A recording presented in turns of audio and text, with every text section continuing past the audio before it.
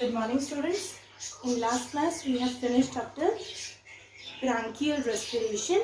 Now, today we will be doing or we'll be starting with our pulmonary respiration. And in this chapter, basically, we'll be studying about this pulmonary respiration only in detail. We have seen a brief about cutaneous respiration, a brief about tracheal respiration, and a brief about bronchial respiration. But we'll be seeing in detail about pulmonary respiration. In cutaneous respiration, the respiratory organ was skin. In tracheal respiration, the respiratory organ was tracheal tubes or tracheae. In bronchial respiration, the respiratory organ was gills. Now, in this pulmonary respiration, the respiratory organ is lungs. The structure through which respiration takes place is lungs. And this pulmonary respiration occurs in or takes place in amphibians, birds and mammals. Whereas amphibians, birds and mammals respire through lungs. Now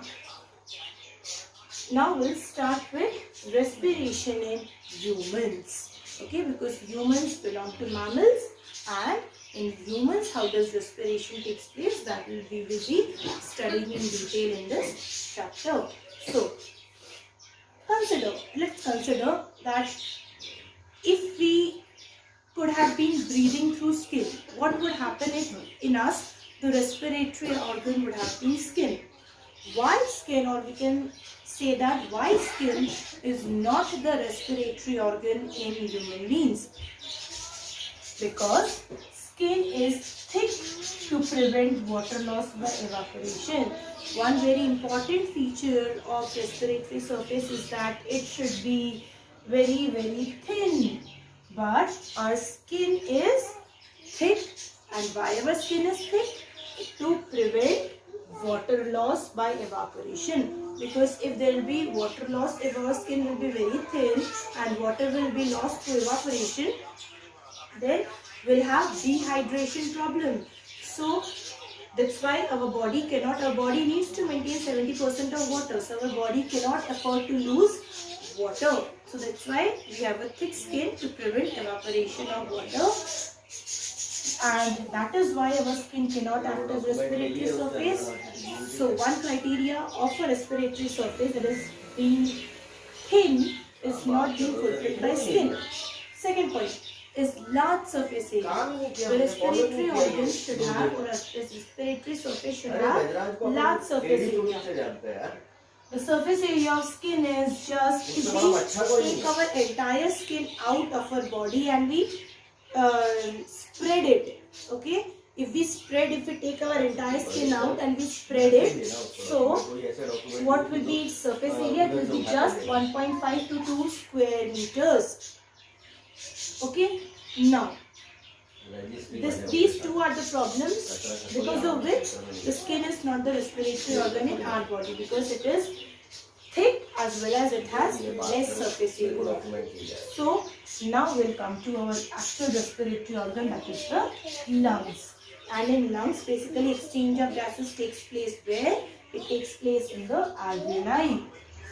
And alveoli fulfills all the criteria which is important for a respiratory surface. That is, alveoli is very thin. It is lined by simple squamous epithelium. Okay, so remember, alveoli is lined by simple squamous epithelium. Then this is what? This is alveoli. Okay, the blue one is alveoli, and it is lined by a single layer of cells. That is why it is so thin. It is lined by a single layer of cells. What is that cells? It is simple squamous epithelium. As well as alveoli is moist, is highly vascular, is richly supplied with blood. See, that's why you can see around the alveoli this red color is the blood vessel. It is highly vascular. It also contains the respiratory, this highly vascular is richly supplied with blood vessels, and blood contains the respiratory pigment hemoglobin, which will help in carrying the oxygen and carbon dioxide. So respiratory pigment is also present. And then next very big thing, it has a large surface area. If we take out alveoli from our body and we spread out the alveoli completely, then its surface area would be 50 to 75 square meters. This is a large surface area, huge surface area as compared to skin. Just see skin.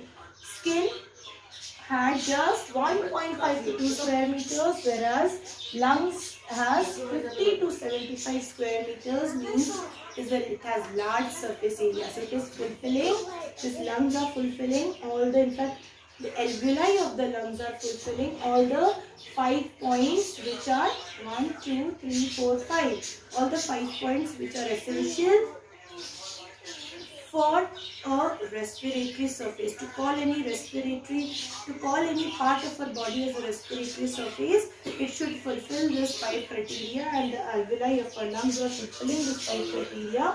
That is why this alveoli is the respiratory surface, and lungs, since alveoli are the part of lungs, so lungs are the respiratory organ. Now we'll see what are the parts of a respiratory tract. Okay, respiratory tract or respiratory system. Okay, so first it starts with external layers. These openings are known as, these two openings we have are known as external layers.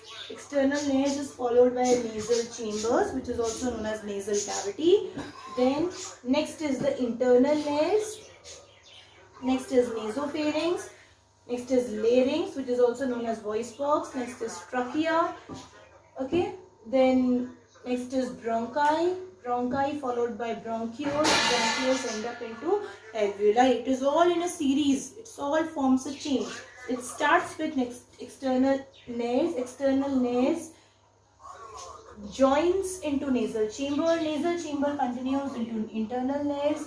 Internal layers continues into nasopharynx. Nasopharynx continues into larynx. Larynx continues into trachea. Trachea continues into bronchi. Bronchi branches to form bronchioles.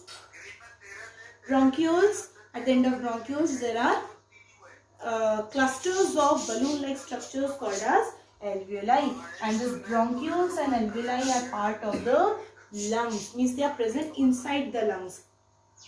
Okay. So basically our respiratory system consists of 3 things. One is respiratory tract, next is lungs, and third is diaphragm. So respiratory tract consists of all these things, out of which bronchioles and alveoli are present inside the lungs and rest all things are present outside the lungs. Okay, this will understand better when we see the diagram. Okay, so this bronchioles and alveoli are part of the lungs and rest all are the parts which is present outside the lungs. And this diaphragm is a muscular part. It has no bones. It is just a muscular organ which helps us to breathe.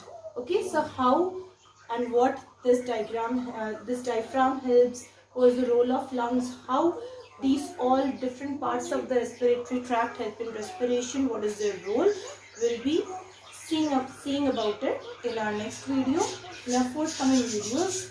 In fact, in our next video, we'll be studying about just this much part, that is external layers, nasal chambers, internal layers and nasopharynx. We'll be covering these 4 parts of